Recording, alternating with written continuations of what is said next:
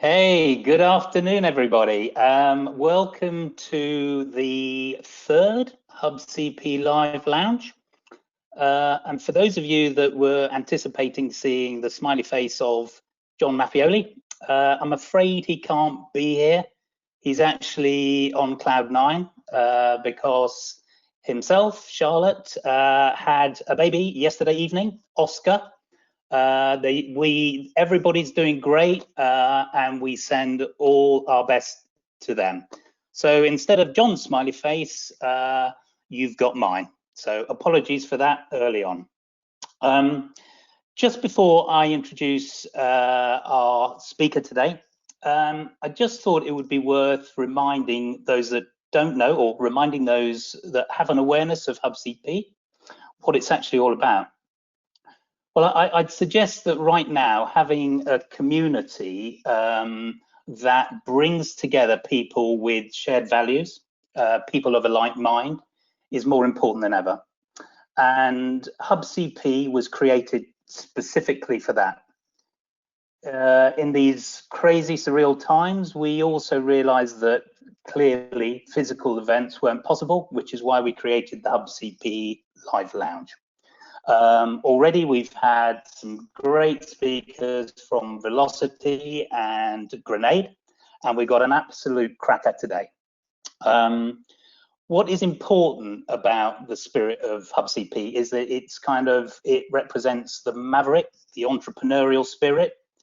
It's not a corporate entity, and we never want it to be that. So we don't have a textbook, we don't have rules. And by the way, if you aren't already on the Hubcp LinkedIn group, please do.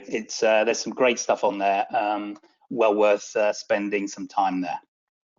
So, a bit of housekeeping. This session, it's an hour long. We want it to be as interactive as possible. And so please fire in your questions. I've got the ever dependable, brilliant Steve as the producer of this. So Steve will be fielding your questions and feeding them through. So without further ado, that's enough of me. Let me introduce Justin Harling, who is the CEO of super fast growth tech business, CAE, or in full, and we spoke about this earlier, I'll say it only once, CAE Technology Services. So welcome, Justin. Perfect. Hi, Steve. Good afternoon. So I think it would probably benefit everybody if you could perhaps just give a brief outline of what CAE is all about. Yes, and I do promise to keep it brief, just in terms of who we are as a company. We're a technology company. We're an infrastructure technology company. So if we could take technology and make it a bit more boring, I think that's what we do by being infrastructure technology. As we would put it ourselves, we use technology to transform organizations, experiences, transform lives, actually. And what we take, as you said, is actually the relatively boring, unsexy end of the technology piece. So it's networks, it's data centers, I mean, all the way down to to laptops and sort of things like that. But what we do is actually get them out into the world, get them making a difference. So for us, we will describe ourselves as a tech company, but actually we're a technology company, we're a process company, and I think most importantly, we're a people company. The simple fact is, we look at it: technology without people, people without technology, isn't the best thing. It's that combination which is really important to us. So yeah, wherever we can see an application, wherever we can help, sort of transform, that's what we're looking to try and do. Cool. One of the things when we were kind of shaping this webinar, we were talking about a phrase of, how do you create a culture that kind of you keep your culture alive when everybody's apart. And there's this kind of super topicality topicality to this right now. So how have you done that, Justin? How have you embraced the moment, if you like, and kept your culture alive in these surreal times? Culture's been it. It's always been really important to the organisation. You know, it's not that it was new. One of the things really, you know, sort of believe in, and you know, that expression which says, you know, culture trumps strategy, or you know, culture eats strategy for breakfast, however however you want to put it. I don't think there could be any better proof than we've had just now, because you know, let's face it, everybody's strategy, unless anybody had a particular strategy which introduced, you know, involved introducing a global pandemic, you know, has just gone out of the window. You know, that's the thing that needs to be able to adapt really, you know, sort of rapidly and be able to change. In order to do that, I think to be really successful in that, you've got to have an anchor point. There's got to be something at a business's core that we know we can rely on, that we can go back to, something we knew, you know, we could absolutely trust in, while everything else was going all over the place, and you know, half the time you don't know what to believe. What could we trust in? Well, the fundamental of it is that we could trust in the culture of the business. The culture already involved actually, you know, being able to work flexibly and thinking about actually what structures we want to have in the company. How many of those structures are actually about control? Whereas actually, what, you know, we already had that part of our culture was that, you know, it's about empowering people, it's about engaging people, it's about setting people free. Now, we didn't plan that, you know, we would have to do it necessarily that quickly, you know, and to see how that goes, because in technology terms, I suppose, as you'd expect, that was absolutely fine. Suddenly getting everybody else to work from home wasn't an issue when it came to the technology. But of course, what we hadn't tried was suddenly getting just over 300 people all working remotely, you know, for a prolonged period of time. So what we found is that the core culture got us over that sort of first bit, and I think what we've really seen in it is just this blossoming. It showed itself in so many different ways. It's been wonderful to watch, actually, you know, to see what's happened. But as I said, what it's just reinforced is that it is the company. It's what's at our core, and it's what's keeping us going. Which I can completely understand, and obviously, as a Sunday Times top 100 company, a best company to work for, have you found being part of that helpful? Has it shaped your thinking around the creation of a culture? Has it built engagement and so on? Or were you already going down that route and it's just, if you like, an endorsement?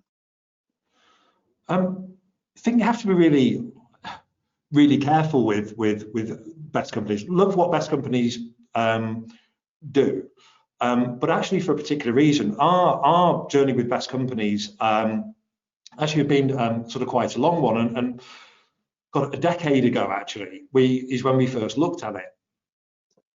We looked at it slightly differently then, and I think we got it a bit wrong, because it's a great title, isn't it, that they've kind of come up with there. I can understand it from a marketing point of view, you know, best companies to work for. And I think maybe where we set out, it's like, oh, right, well, we want to be a best company to work for. And I think what happened at that stage, it was,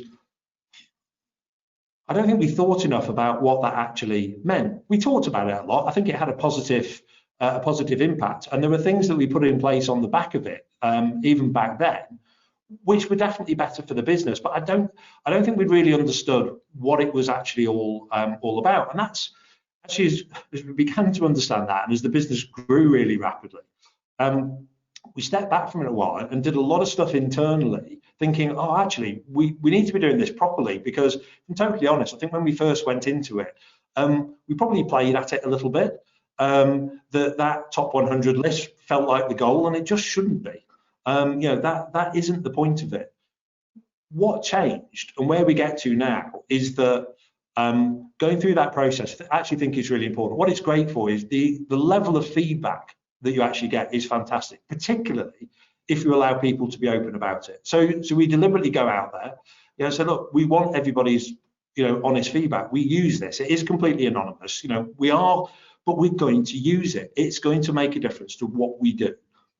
And actually, every time we get the results of that survey, it kicks off a 12-month program in terms of what we're going to do with the results, how we're going to get better, how we're going to improve every single time. And that was probably our big learning about it. So what it really does is helps us, no matter what situation we're in. It just helps us learn. It helps us get better. Yeah, there's a nice byproduct which sort of says, you know, the recognition. It's a great night out for everyone who comes with us, you know, when we celebrate it, because it's great to be able to celebrate something. But actually said that's not the goal. It's just part of, you know, what's a really important process as part of the whole business. So for anybody who's thinking about kind of getting into it, yes, I know it's possible to do it as a marketing exercise. But if you're thinking about doing it that way, effectively don't, because it misses the point, and you miss out on so much great stuff, you know, for the business and its growth. So yeah, it's been an interesting journey for us. Yeah, and then in terms of getting buy-in from your team, how have your communications, your internal communications, changed over that decade period, you know, in terms of getting that engagement that you just referred to? That whole comms part, because we've been doing this, and over that period, when we first went into the survey, we went into it only just meeting the first criteria, which was 50 people, of course, you know, and now we've seen that growth in people. That's been quite an uncomfortable process for me, because I'll go back all the way to when I first came into the business in 2000. You know, at that point it was a company of 20 people. When we first started the Best Companies thing, a company of 50 people. At that stage, I knew everybody. In fact, I knew everybody. I knew their other halves. I knew the names of their kids. I knew the names of their pets. You know, I knew everything about it. You know, communication then was, I'm going to say, relatively straightforward. It's not anymore. It's not the most comfortable feeling kind of scaling the business. I don't like the fact that it's really hard to know everybody's, you know, name just as a start point. I know most people think when you get to 150, you know, it starts getting tough. I'm not giving up on it. But actually just the nature of the way we had to communicate, because back then we were one office. We're now 8 in the UK, 1 in India. We have some people in offices, some people working on site, you know, we have all that. So how we communicate actually became the crucial part, and a realization that that had to spread throughout the organization. I still had a role in that, but making sure that flow of communication in the business, so it really moves up and down. So all the managers, you know, in fact everybody's involved, you know, getting feedback and all that, you know, was just really important. So it's everything from establishing a regular structure. So every Monday morning, I send out an email, and it's an email. And I know email might sound a bit, you know, sort of ancient, but it still has its place. Yeah. Every Monday morning, I send out an email, and it just touches on a little intro. I talk about what was amazing last week, what we're looking forward to this week, performance, you know, a single stat from the business or something that's going on. Ask a question.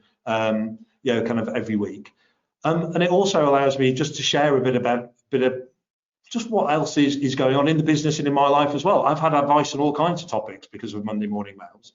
How to grow grass, barbecue tips, pizza dough recipes. You know, we'll open it all up, and it's all communication.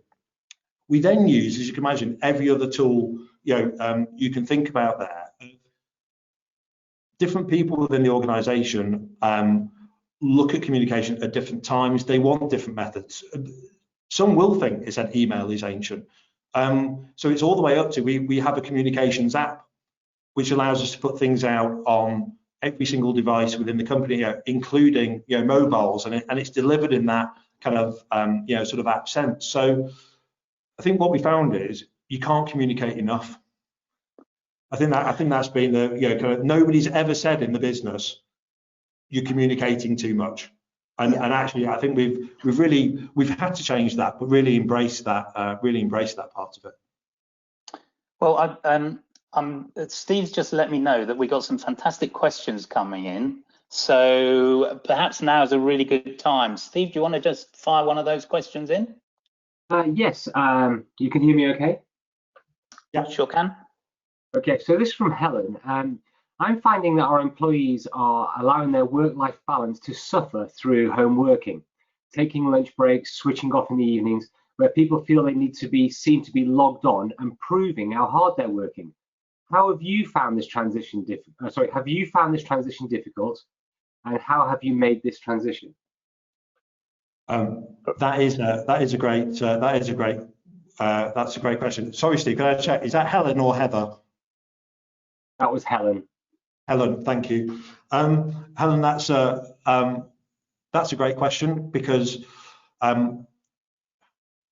it's been really intense, really intense, the ways of working. Actually, just the amount of video calls, and things like that, and that idea of that kind of always on mentality. I think in the first kind of week or so, it was really full on for everybody, and I know a number of people came to us and actually went, wow, this is, it was exhausting actually, and certain things were really challenging. Remembering that they said some people worked part-time hours, and actually everybody's home lives are very different, and trying to take that into account. So actually we addressed it full on. Because we realised that it was an issue. We initiated some conversation around it, and then communicated across the whole company just that reminder of the way in which we need to work, and been able to respect that was really important. One of the tools we use. We use Microsoft Teams. Of course, Teams has a little presence button, so it allows you to say whether you're available, whether you're on a call, whether you're busy. You can go do not disturb. One of the things we had to really push on was to get people to try and use that. So if you can see that somebody was on a call, don't interrupt them. Try and give them that that little bit of headspace actually. For us, this is part of it. It's that use of technology. It wasn't the technology itself, but actually making sure you use it in a really responsible manner. So it became a very active conversation within the business, including we have something which has happened since lockdown. We have every week we have Wellness Wednesdays. And it's an hour-long session. It's facilitated externally, and again, it's been a recurring theme in those sessions of making sure that we get that balance right. One thing I have to just touch on at the end of it, though, is I think we have seen that blurring, obviously, of work and home. I think it's really come up with it's prompted a really interesting debate actually around what that should look like, because I don't think it's necessarily as clear cut as looking for a work-life balance. One of the things we discussed in Wellness Wednesday was the wheel of life. So that idea that obviously you can put you allocate time to different areas of your life. It's not just work home. It's whatever's important to you. But also that idea, I think there's a slight positive to the blurring sometimes, because it's I don't want to be a different person in work and out of work. It's me. I'm actually comfortable with a bit of a bit of blurring there, as long as there's a culture which understands there are times when I need some headspace, I need time with my family, I need time to read a book. I want that time. For myself sometimes, as long as there's a culture which allows you to do that, I think it's okay. So I don't think it's as simple as just a work-life kind of thing, because I think increasingly we're going to find it blurred, and it says, that idea that I want to be me, I don't want to change in and out of those environments, but there are times that I do want to be able to separate them. So I think putting it out there, having the conversation. As I said, for us, reinforcing and trying to get people to use some of those other tools which are out there. So the Wheel of Life one in particular here was really important, just so everybody could recognise that was the case. And in the background, so where there's a bit of technology that can help, which makes it easy for people to understand where you are, what you're up to, definitely helped as well. Yeah, great question, Helen. And I think it's something that we're all kind of finding our way with over the last. It's certainly in lockdown, and probably as businesses ease out of lockdown, we're going to have different issues and getting that balance right. And the reality is, nobody knows all the answers just yet. It's kind of finding our way. Great question, Helen. Some more, Steve. Okay, yeah, we have from Alison. How will the effects of COVID change your way of working in the future? Will it lead to more flexible working? Hi, Alison.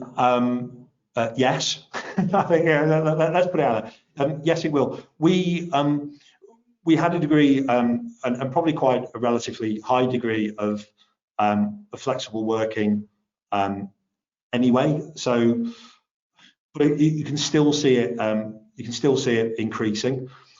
I know there's been a lot of talk around this, and we've seen announcements from everybody from sort of Twitter and Facebook. I know Cooper Parry kind of themselves. Steve, you might be able to touch on this because I know you've talked about actually what wording absolutely. Actually, because you talk about this quite specifically, don't you? Yeah, and actually, it was a really exciting announcement last week at Cooper Parry, and it was kind of taking the concept of working from home, but it's not working from home version 2. We actually call it working from anywhere forever, and the basis of that is basically giving people freedom, giving them choices, and it's all underpinned by the premise of it's on trust. If there's trust, everything will work. And going back to some of your points earlier, Justin, around how the communication style and you're getting the engagement, everything around these different ways of working is going to be built on trust. And if you've got that, you can give people the freedom and the choices to make it work for them and for the business. So Cooper Parry, that's been a really, really very exciting development in just in the last few weeks.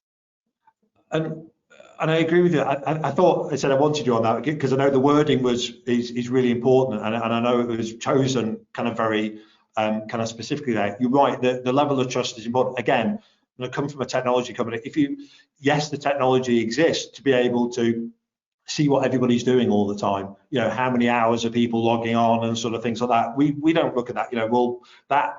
The functionality might exist. We do not kind of use it because they said that's not our culture. Our culture says people take responsibility for what they need to do, and everyone knows their role, how important their roles are, so they get on and they do that job. And they said we don't mind, like you guys, we don't mind where that's from. We don't feel the need to impose that level of control over people by forcing them to work in an office. However, and I'll confess my vested interest here, kind of, Alison. I'd say that which says the office still has a role.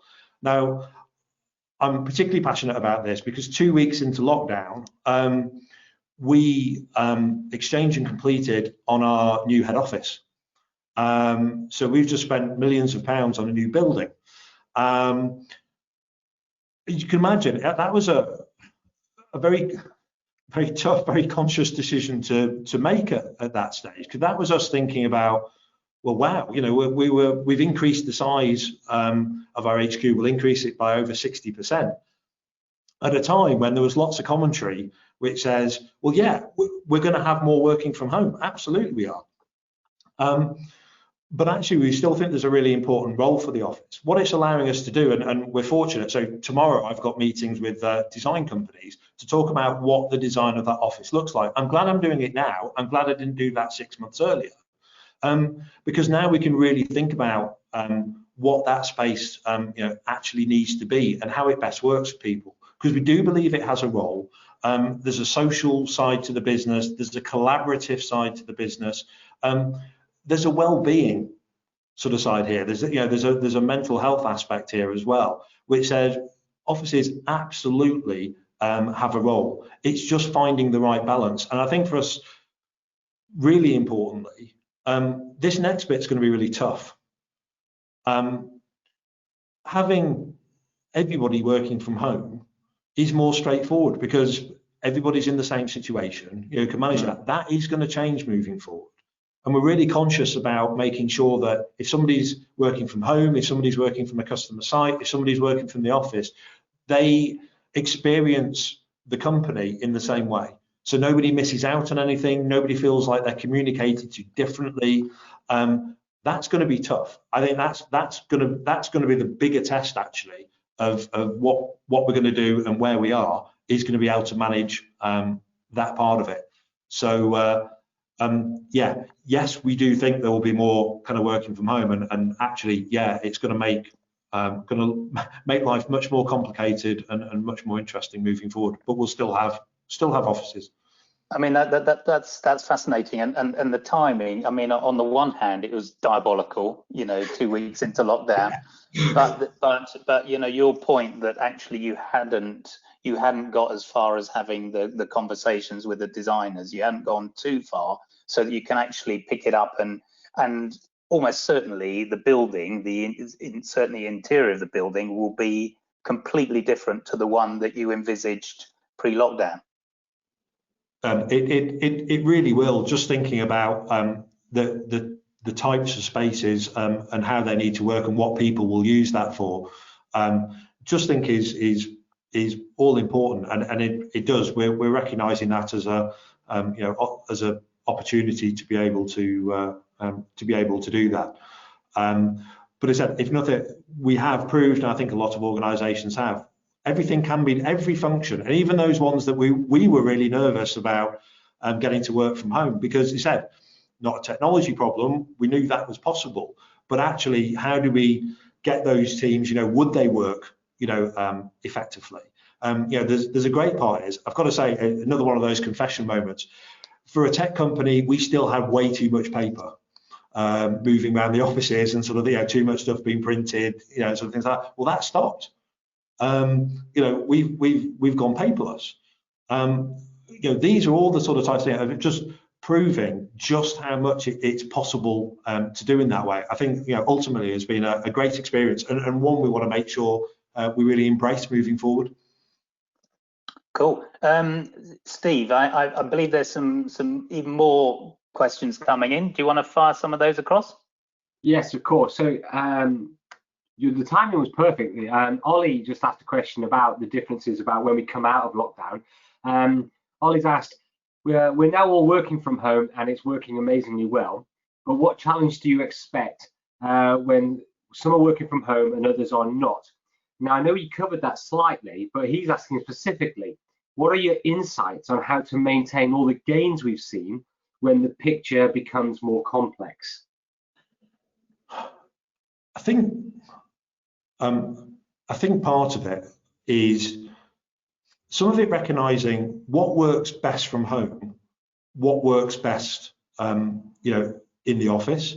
And I think we're looking at it, from a guidance perspective of actually trying to, to try and look at that and sort of say, there are just some things which are I'm going to say easier to do in the office, probably better to do in the office, and that can involve, the number of people, when you've got to share, a lot of documents, the nature of a conversation and sort of things like that. It's really having those kind of conversations and trying to give the whole business guidance really about how we see that working.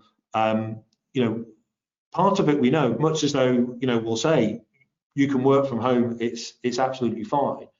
For us, it will come with something which says, but we would recommend regular touch points, face-to-face touch points in the office. There are certain, as you said, certain meetings, certain things that go on, which we think will just be better from the office. So there's part of it of I think acknowledging that and just saying we can't just let it happen. It'll be better for everybody, you know, to help guide around that. I think the really tricky parts there are some of those meetings. What we're really conscious of is trying to make sure, as you said, that everybody's experience stays the same. So some of that will be the central things that happen from a company point of view, making sure that they happen and everyone gets equal access to those. So that's been able to make sure that if we're doing, you know, kind of all hands company meetings, that it's available on any device.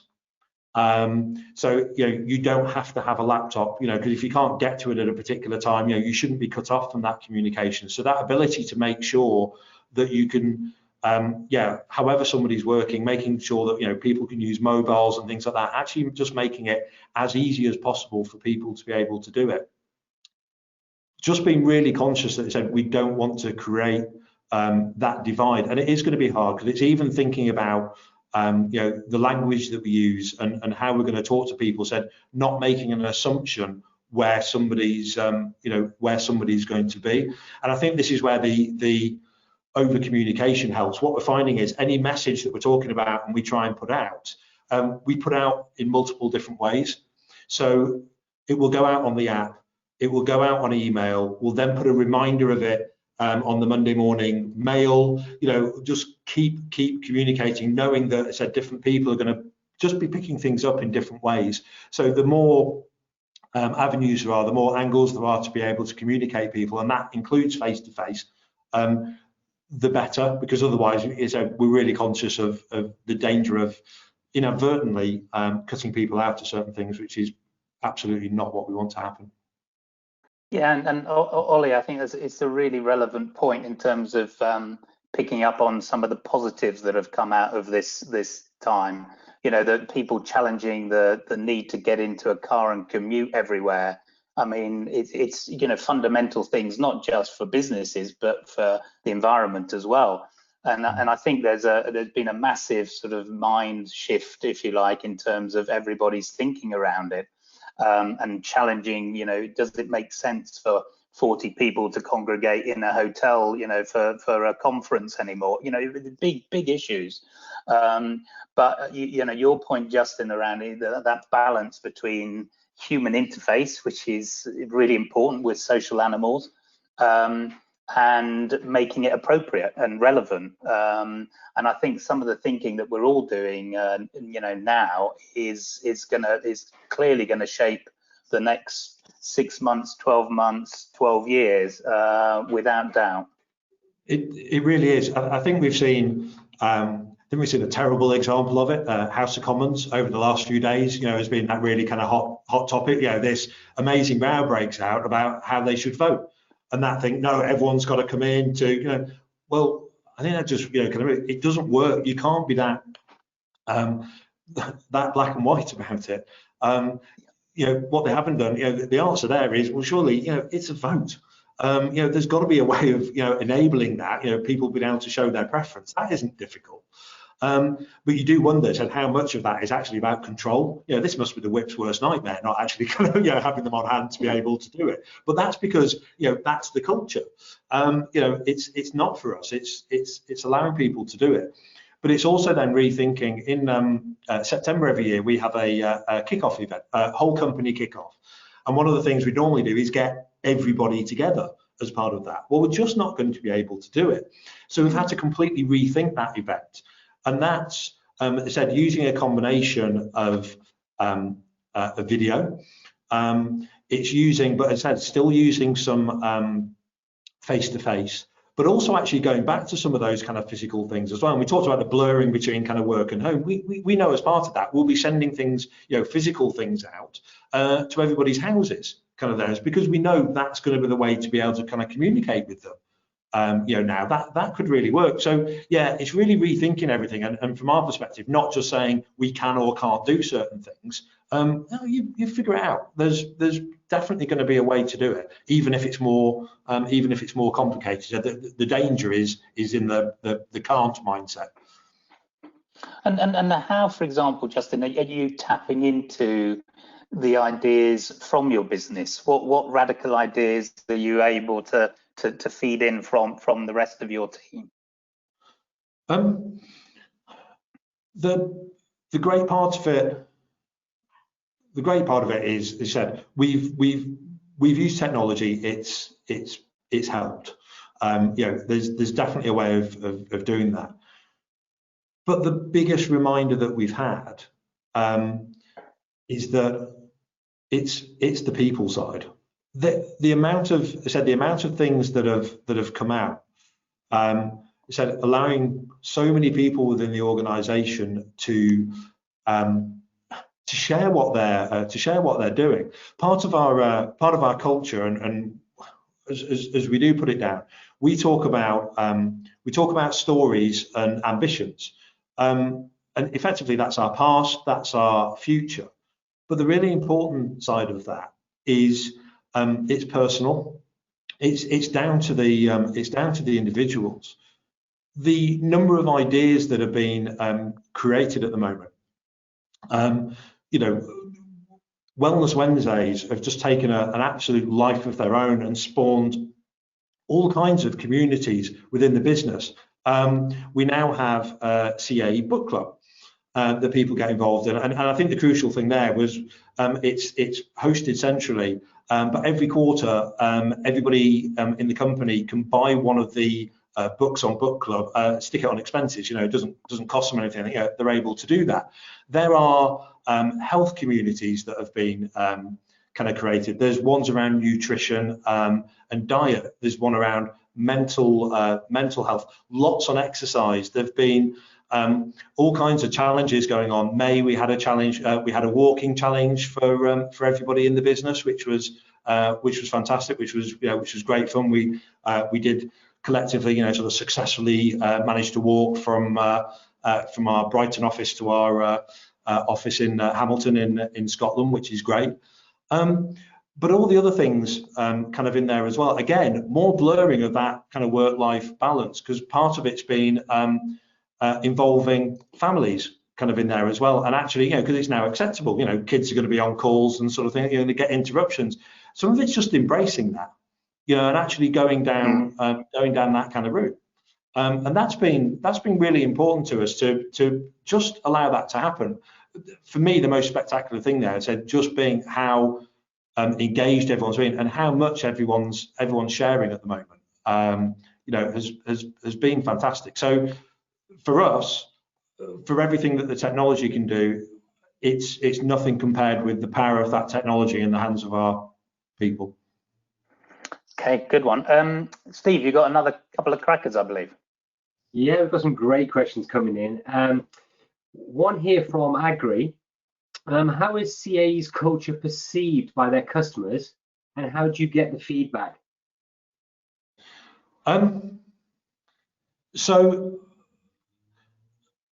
when we talk about culture, I suppose this goes back to the best companies point, a little bit. It's not a good or bad thing. It's not a comparative. What we think we have actually is we think what's important is a strength of culture. I know as part of that there will be people who would hate to come and work for CAE. In the same way that I think customer-wise, I think there are customers who really get and love what we do culture. I think there are people out there who would never want to be a customer of CAEs because of our culture. It was one of our learnings from that early bit. I think quite early on we thought that actually part of it was around pleasing people, and whether that was everyone in the organisation, but also customers as well. And you know what? That learning was really important. I said it's not about that. You can try really, really hard, but you put so much time and effort into it, and it's not going to work anyway. So I think it's that realization that ultimately we came to. It's not about pleasing people. Actually accepting that some people won't like the culture that we have in place, and that's absolutely fine. So I think what we have when we talk about our business, it's how close we're able to get to those customers, because it's those customers who want to work with us because of our because of our culture. And I think that's that is really important, and accepting that was great. And yes, we measure that like we have best companies. Net Promoter Score obviously kind of comes into that as a great measure, I think, on that side, if somebody's willing to kind of extend that. But again, I'll say it's doing it properly. It's actually getting the honest feedback and following up on it as well. I know it's really possible, as I said, again, for people to run it as a marketing exercise. I feel like I'm criticising marketeers a lot here, Steve. It's a bit kind of harsh that everything shouldn't be a marketing exercise. Yeah, but it's not about that. It's not about having a score you can sort of stick on the website, but it is actually really trying to get to that understanding and that feeling. Our culture, for it to be core, we did a lot of work which says in Net Promoter Score it's a 9 or 10. We talked about this difference in the business. We did a lot of work because at one point we looked and said lots of people really liked working for the company and liked what we do. Like wasn't enough. That's not an emotion that inspires you to do something. You've got to love it. And that's a big shift, actually. And that was one of the hard things for us to work through, was to take people who are kind of like, yeah, it's all right, it's pretty good, to no, this inspires me, this gets me out of bed in the morning, this is what I want to be, this is who I want to be and what I want to do. So it is doing that, and it's making sure that extends out into customers as well. Absolutely, it's a big community, and well, actually, there are times when we'll talk about internally and externally. We talk about family. So, yeah, thanks for that question. That great, Steve. You got some more. I'm conscious we got about just over a quarter of an hour, so let's keep them firing in. Fire away, Justin's your man. I really like this question. This is from Jeremy. How has the style of your management team evolved over the last 10 years? And then how has it evolved over the last 10 weeks? Very good, wow. Very good.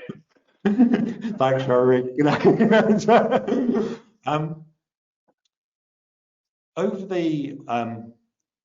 the last sort of 10 years, I mean, we've seen a shift in the business. Probably over a longer period of that, but still as part of that sort of period of actually taking the business from being owner managed, and having that type of feel to it, to it being a larger organisation. And I think as part of that, everyone has had to adapt that style. We're really conscious that we never wanted this business at all to be, cult of personality.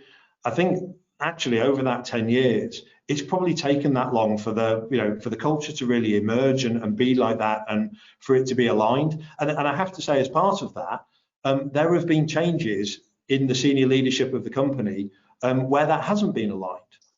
And I know that can be a tough thing sometimes, but actually, to get that strength, to get that depth of culture, that's what's been required sometimes. So it's gone through some change in order to be able to do that.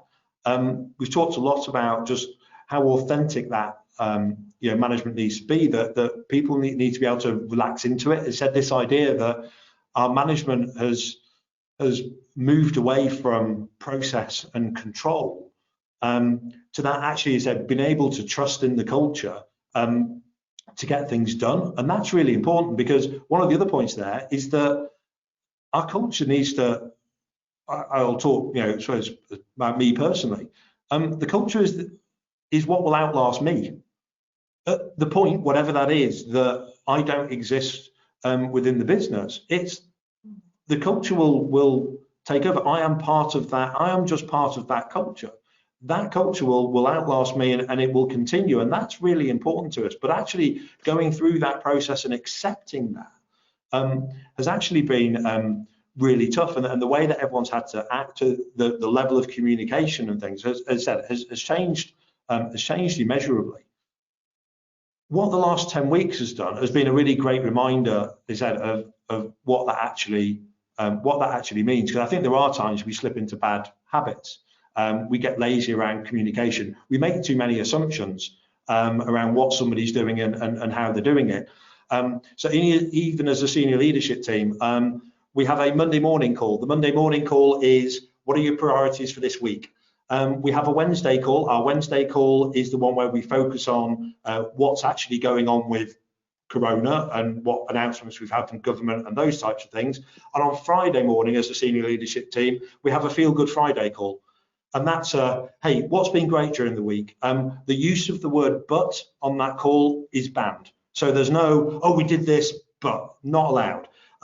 So actually, us getting into that and really picking that kind of level of communication up again has been really important. So for the last 10 weeks, it's been a great reminder, and we've put a number of things in there that we know will kind of continue after that as well. So yeah, and then it's really interesting what you're saying there, Justin, about the last 10 weeks. And I suppose what every business is thinking about, particularly right now, is as a business, for example, have you felt that the last 10 weeks you've survived, or have you positively thrived? Not just culturally, I mean, just commercially, for example. How does it feel? I think what was important to us, we'll talk about, and we run the business for the people. The financial is important, but it's not the be all and end all. So we set out actually right at the beginning that financially, we were happy if it was survived, which we will. That was actually acceptable if the business, therefore, if the culture of the business thrived, and it was the ability to be able to take a long-term view of that. One thing we've shared as a team was Simon Sinek's Infinite Game as a book. I think we always said, it's a long-term view, and our actions and our behaviours are very much part of that. And it's tested that. It's absolutely tested it to say, well, actually, short-term financially, I know we could have done. I'm going to say we could have done more. We could have taken other steps, but that wouldn't have been, and absolutely isn't the right thing to do. Based on that, that type of scenario. So yeah, it's tested. It's definitely tested that part. But I said, if I look at all the good that's coming out, I said all the processes which have been changed for the better, the way that we work together, how the business is interacting and everything like that, it's an improvement across the board. So the business thrives, and I'm quite happy that if that means financially we survive, but the business gets to do that, then great. Brilliant. Steve, you got a couple more to fire in. Yes, yeah, we've also had an agreement. Abby has said it's a great book, so yeah, you've got her support. So, okay, sorry, my screen's just come down. How embarrassing. So you're known as innovative. What's your next big tech innovation? Oh God, you see, this starts to make me nervy when we start talking about kind of tech. Yeah, because there's a limit to how far we can look forward. Just in tech terms, what we're looking at. Can I just say, actually, how good has video been during this? Because I can tell you, us trying to do everything we're doing now, 5 years ago, maybe even 2 to 3 years ago, just wouldn't have been the same. Really wouldn't have been the same. So actually, what we've seen there, I think, has been absolutely fantastic. It's been talked about for such a long period of time, but the explosion that we've seen there, I think, is a great thing, as long as everybody starts to use it responsibly moving forward, because it's hugely intense, kind of video. So what we've seen there, I think, has been great. The type of thing we're working on at the moment actually involves kind of cameras, and it's helping around the self-distancing sort of side. So actually being able to automate sort of some of those processes, and that's for our own business. So as we go back to work, we're better able to look at the flow of people through buildings and see what's working, and what's not, to kind of be able to repurpose buildings as we move forward, and that's got so many other applications. So we're trialing it in retail at the moment. Obviously, it's being applied in hospitals as well, where it's not only the movement of people through buildings, but it's the movement of other critical resources and equipment.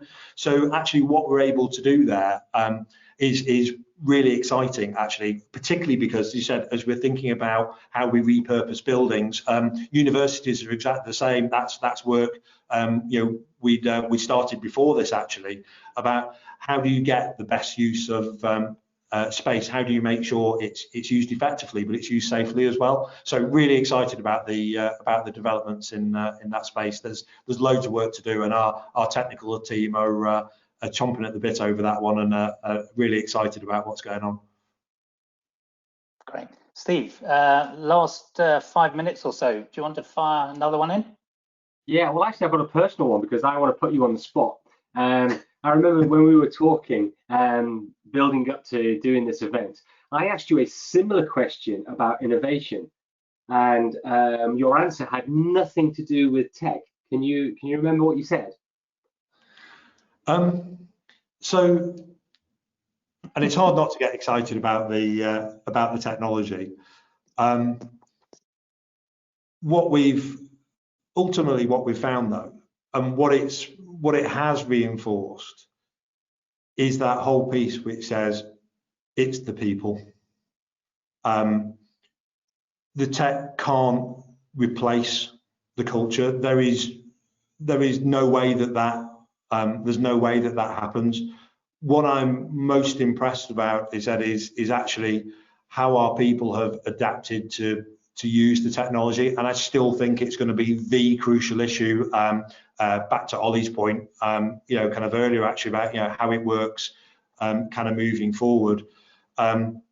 It's that response, it's how it's adopted, how people use it, absolutely becomes the crucial thing, and that's the only way that it's going to add into our culture, because it's certainly never going to replace it.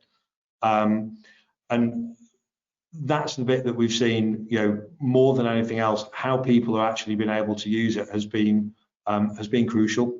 So yeah, you're absolutely right, Steve. The technology's exciting, but it is only that part in parallel with what our people have been able to do with it, and how they've responded to using it has been absolutely the thing right now. Steve, do you have any others? Yes, so Mel has asked, did you involve your staff when making decisions to shape your culture? And if yes, how did you get them involved? Mel, we did, and we still do. Culture isn't something that I think can be imposed on the business, because it's that combination of everything in it. It's every thought, it's every action, it's every word. So what we're trying to do is try and let our culture come out and let it be expressed in as many ways as possible. So that includes lots of workshops. So when we've talked about, part of our culture obviously is we have our values, we have our behaviours. We have our people are very much sort of part of that. So in terms of setting it up, we spent lots of time talking to the business. Some of the best companies' feedback kind of went into that, but we ran lots of other sessions in the business, some centrally, some done at team level, just to get as much as possible out. And we still do that. It's something we constantly revisit. Is so everyone has to be kind of connected in it. Outside of that, we've looked at every other way that you can express the culture of the business to allow people to think about how they do that. So purple is really important to CAE. We have an expression within the company which says, what are we going to do? We're going to make it purple. In other words, we're going to make it fit into a CAE kind of culture. Book club's part of that. We do have a CAE Spotify playlist, because for some people that's it's evocative. It's part of it's like we actually went out and said, well, how would you describe the company, not only in words, but in the way the company looks, but the way the company sounds. And trust me, that's a very eclectic kind of playlist. It covers every possible kind of genre of things, but it's such a fun thing to do. So it is that idea that if you want somebody to believe in the culture, and that's what's got to happen, they've got to believe in it. It's touching every single emotion, every single sense, and it's getting people involved, and we celebrate it specifically as well. So our values are celebrated at an event, and we extend that not only to people who work for the business, but their significant others as well. So whether that's families, friends, and things like that, we get them involved in some of those company events as well, so they can see it. So they're supporting the business as well. So it's also understanding that not only internally, Agra asked about customers, but also said for anybody who's touched by CAE, they have a valid opinion on who we are and what makes us, and that's been really crucial to us. And Justin, we're going to have to wrap up any second now, but there's just one last question I'd like to pose, because you said take any questions, and it's I know for a fact that you're a lover of books, and you're also a lover of wine, and I just wondered in lockdown what your degrees of consumption on both books and wine have changed. It's been significant with both. I think is the answer. It's been great to read, and I said that through book club I've had lots of different suggestions of books coming in. I think a reference, one of my favourites before that was Simon Sinek. I was introduced to Frédéric Laloux, the Reinventing Organisations, as part of this. I love that book. That's something that somebody introduced to me. So I get so many book recommendations, and they're not all business as well. I'm reading Hemingway's For Whom the Bell Tolls at the moment, because somebody said, God, have you never read that? It's like, I haven't. What an opportunity to to do that. So again, it's different states of mind, it's different moods, and still been able to enjoy my wine. We're very fortunate. Home is Marlow, and Marlow has an exceptional vineyard, and it's still been delivering. It's English sparkling. I can get a plug in for Harrow and Hope. Actually, it's brilliant. They've managed to keep their new releases out there and things like that. So yeah, I think at this time, being able to tap into those passions has been great fun, actually. So it's made it an enjoyable experience. And I can say, by the way, we haven't given up on slime either. The girls did send me in today, because I'm not at the slime station, but they said, look, they've given me some slime to remind me of where I usually work. So all these things have been a big part of life over the past few weeks. Fantastic. And on that slimy note, Justin, just want to say huge thank you for your time. It's been really enjoyable. Can't believe an hour's just gone like that. So a huge thank you for joining us at the Hubcp Live Lounge. Thank you very much. And to everybody else, thank you for joining us today. I hope you've enjoyed it. The recording of it will be available in the next sort of 24 hours online. Please, as I say, if you want to share anything on social media, this is all about community. This is all about sharing. Use the hashtag Hubcp, and we'll build a rapport. We'll build this community. So thank you very much. And just before I go, make you aware that we got the next event. So the fourth one is in 3 weeks' time today, the 25th. And we've got Rob Law, who is the designer and of the Trunky. And he's got an absolutely brilliant story to tell. So hope to see you then. Until then, stay safe and cheers. Bye-bye.